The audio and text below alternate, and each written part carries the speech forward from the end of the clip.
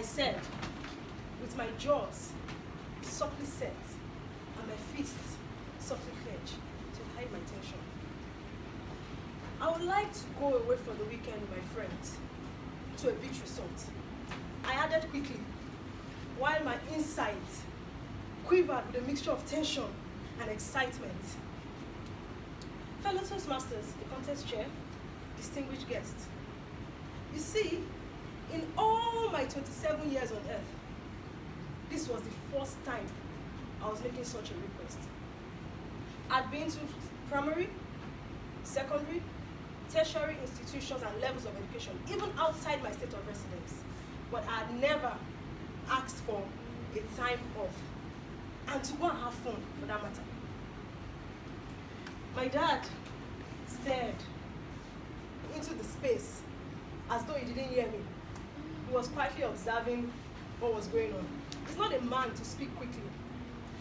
My mother, on the other hand, could not believe her ears. What was this?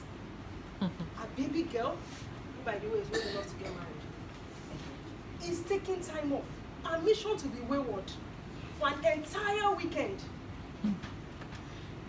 True to African mother nature, she launched into action. First, the direct confrontation. What do you mean, time off? Time off from what? Aren't you on leave? Isn't that enough time off?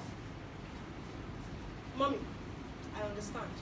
I mean time off the house. Next was the prior attack. Your friends. Who are these friends? Moji and Tosin, I responded, knowing that she was listening to know if there was a man following us on this our time off. How much is this going to cost you? Not much, Mommy. We will share a room and split the bills. Knowing that she was looking for a loophole, maybe exorbitant spending would be it. The last blow was the emotional blackmail. Laide, what is going on? Did your dad and I say something to you? Is that why you are running away on this time off?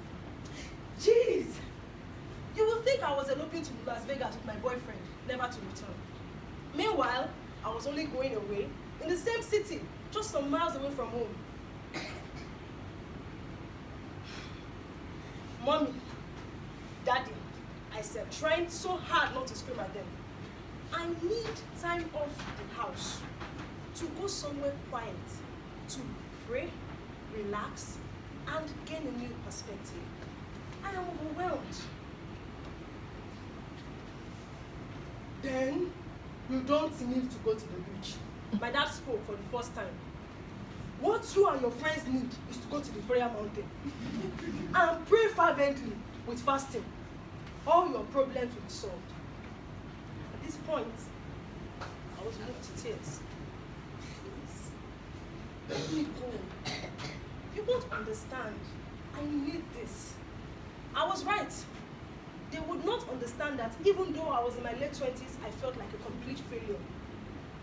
They won't understand how everywhere I looked, everybody my age seemed to be doing better than me.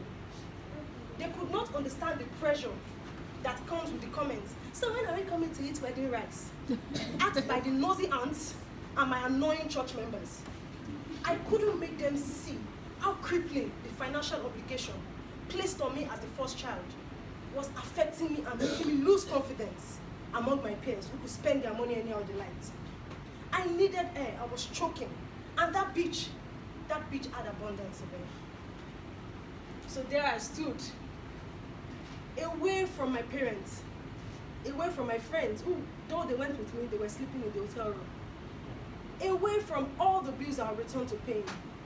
Away from everybody that seemed to be doing better than me. There I stood in the sand as the sea periodically kissed my feet, moving me closer with every wave. I didn't say much. I didn't need to. I just drew deep breaths. I felt lighter. I felt younger. And I felt at peace. It looked as if the sea was telling me to let go and ride the wave. I got back from that trip to address the fundamental problem I was facing, quarter-life crisis. A period in a millennial's life where everything is crazy. You see, the life of an adult is characterized by crisis. For me, it was quarter-life crisis. For another, midlife crisis. Yet another, identity crisis. What about the daily crisis we face every day? As a parent, Mommy, Daddy, I want this. I need that one. As a co-worker and on the job, where they mount pressure on you, they continually give you projects that they know won't end on time. And they tell you, oh, we are just trying to groom you. It's for your own good. Your career is growing. Not minding how it is affecting you. What about you? So you thrive, you thrive, you keep running on this wheel, and like me suddenly, you're breathless. And the child inside you cries, I need air. But then you remember, I'm an adult. So you pick yourself up, and you feign wellness, forgetting that an adult, in the words of French philosopher and writer, Simone de Beauvoir, is just a child blown up by age. This time, listen to that child in you. Listen to that groaning in you. Go where you need to catch your breath. Take a journey to breathe. And when you get there, let down your head. Roll up the sleeves of constant activity. Take off the shoes of ginormous responsibility. Stand. Say nothing. Think nothing. Just stand. Breathe. Deeply and deeply until you feel in tune with that child once again. Just keep breathing. You've got this.